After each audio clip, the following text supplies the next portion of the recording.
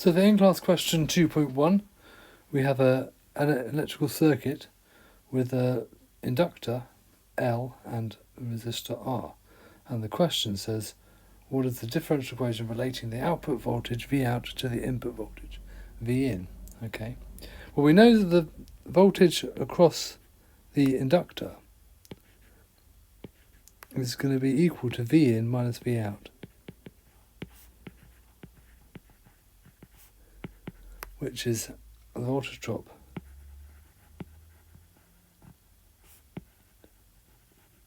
through the inductor. From our electronics knowledge, we know this is going to be VL, and that is going to be L times the time derivative of current.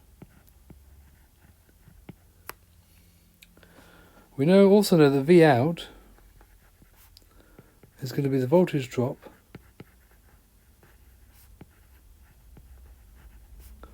over the resistor.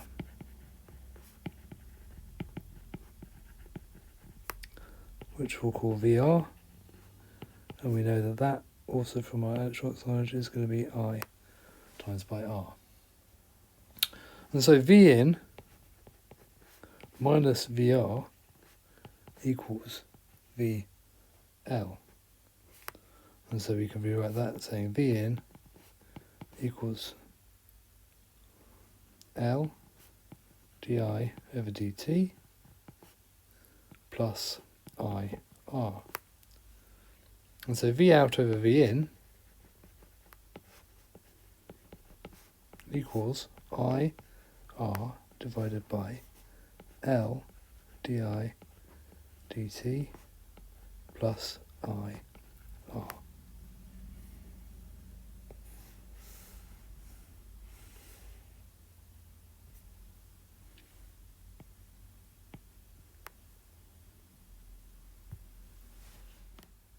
In class question 2.2, we have a car, and the front suspension can be modelled as a mass spring damper.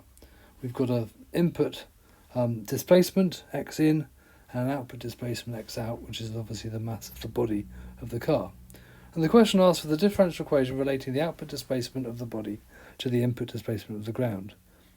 Okay, and so let's first off have a look at what this system looks like in terms of a free body diagram. So we have a mass here,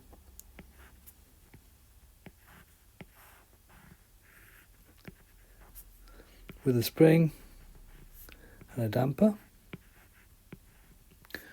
and we've got ground here. Okay, now ground has a displacement which is known as x in, okay, and the mass will have a displacement which we'll call x out.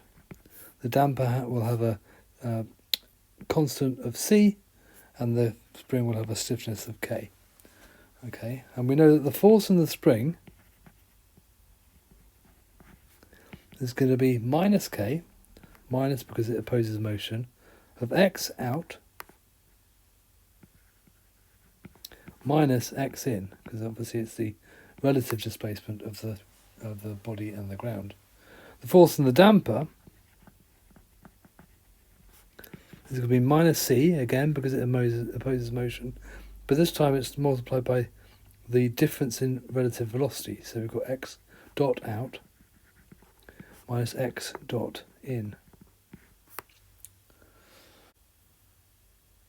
If we apply Newton's second law now,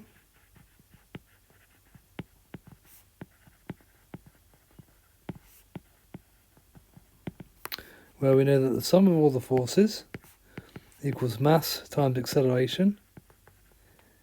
So that's x double dot out. So we've got the forces, we've got minus K, x out, minus x in, minus C, x out, dot, minus x in, dot. And if we rearrange, probably all the x outs on the other side, we have mx double dot out, plus cx out, dot, plus kx out equals cx in dot plus kx in. And that is the differential equation describing the front suspension system.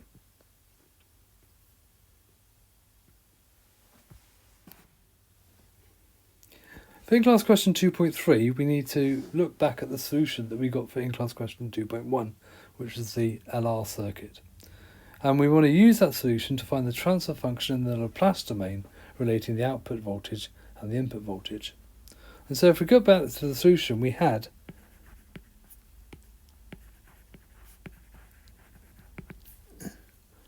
V out over V in, which is equal to IR over L di over dt plus IR. And if we put this in the Laplace domain,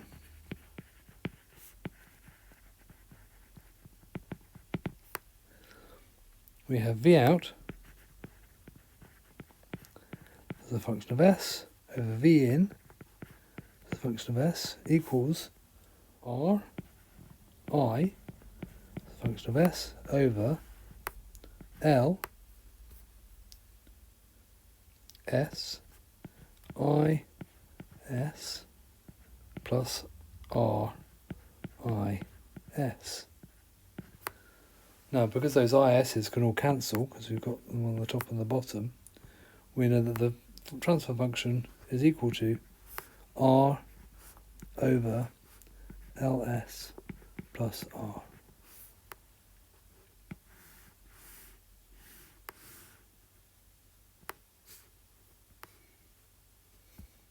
For in-class question 2.4, again we return to in-class question 2.2, which is the rally car suspension, and we had the solution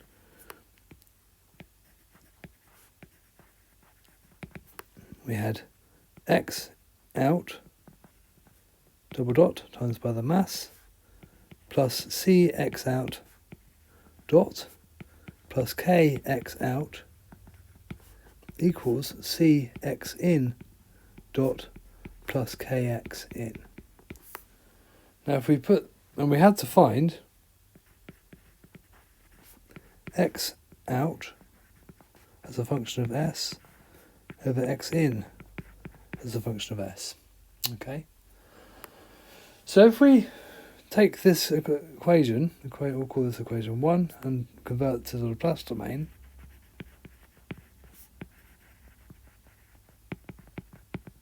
we've got m s squared plus cs plus k all times by x out as a function of s equals cs plus k as a function of x in as a function of s. And so by rearranging this equation, we can see that x out s over x in s equals cs plus k divided by ms squared plus cs plus k.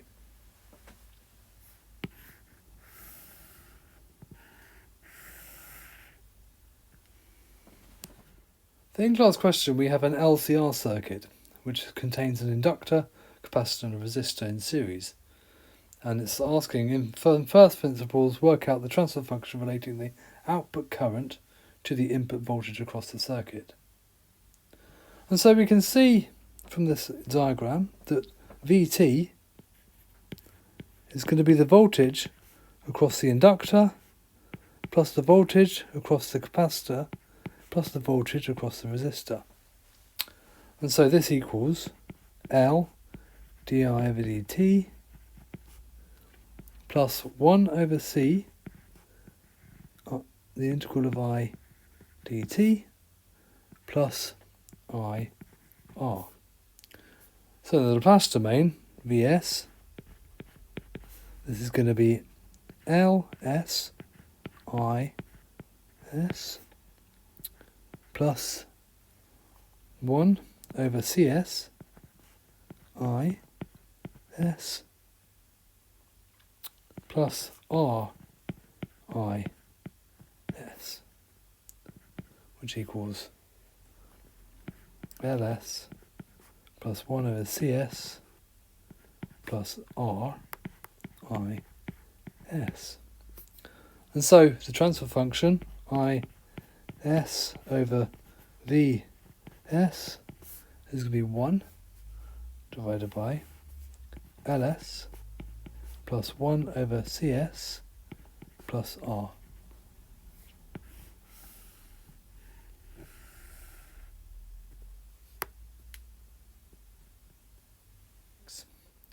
For in-class question 2.6, we have the LCR circuit that we worked out previously, and it says to manipulate the transfer function to put it in one of the standard forms, and hence find the natural frequency, damping ratio and gain for the system. And so from earlier we had the LCR circuit and we had the equation describing the motion. And we worked out that the Laplace domain version of that equation was LS plus 1 over CS plus R, all multiplied by the current in the Laplace domain. And we've got the transfer function V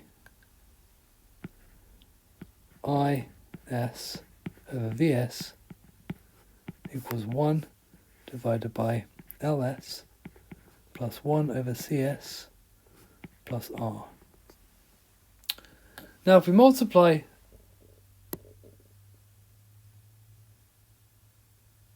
the top and bottom, by CS over CS, so essentially multiplying it by 1, we end up with the transfer function IS over VS equaling CS times by 1 divided by LCS squared plus CRS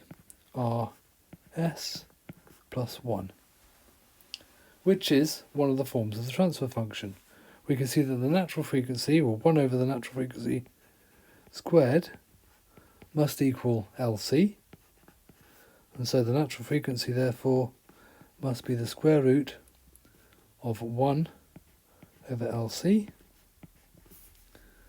and 2 zeta over the natural frequency omega n must equal CR. So therefore zeta must equal RC over 2, 1 over LC, which equals R root C over 2 root L. So for this example we have an industrial lift used in a mine. The lift case and moving parts of the mechanism have a mass m kilograms. The lift cable may be thought of as a spring with a coefficient of k, and this is wound around a driving drum of radius r meters, and the air in the shaft serves to provide viscous damping with the coefficient of d. And it says develop a suitable transfer function relating the lift compartment to position x to the driving drum position theta in, express the transfer function in standard form, and work out the natural frequency and the damping ratio in terms of m, k and d.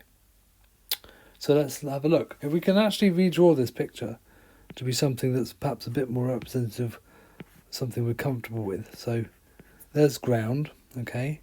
We know that there's a damping force which is attached to the lift mechanism, which is our m, this is d, and then it's connected to the cable, which has a stiffness of k, okay, that's our k, and that's connected to the driving drum.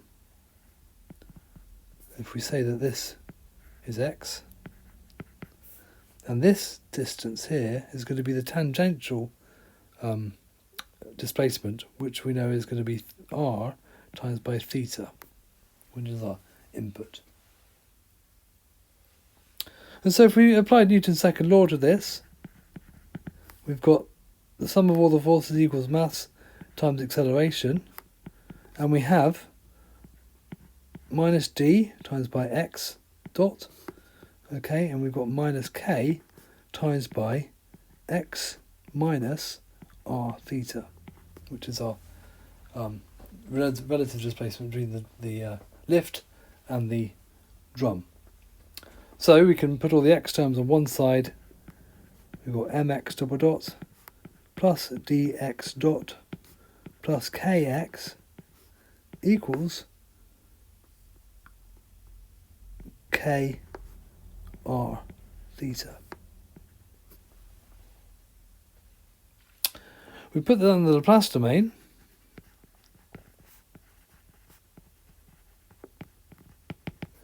and we have ms squared plus ds plus k times by x as a function of s equaling k r theta as a function of s. And so the transfer function, relating the output over the input, output is x of s over the input, which is theta of s, we have kr divided by ms squared plus ds plus k. And if we multiply the top and bottom by 1 over k, we have r times by 1 divided by m over k s squared plus d over k s plus 1, which is in a standard form. And so that's our transfer function. We can see that 1 over omega n, that's the first answer, 1 over omega n is going to be m upon k, so therefore that's 1 over omega n squared. Omega n must be the square root of k divided by m, which is as we expect. And 2 zeta over omega n equals d upon k, and so we end up with zeta equaling d over the square root, or 2 times the square root of m k, which is also as we expect.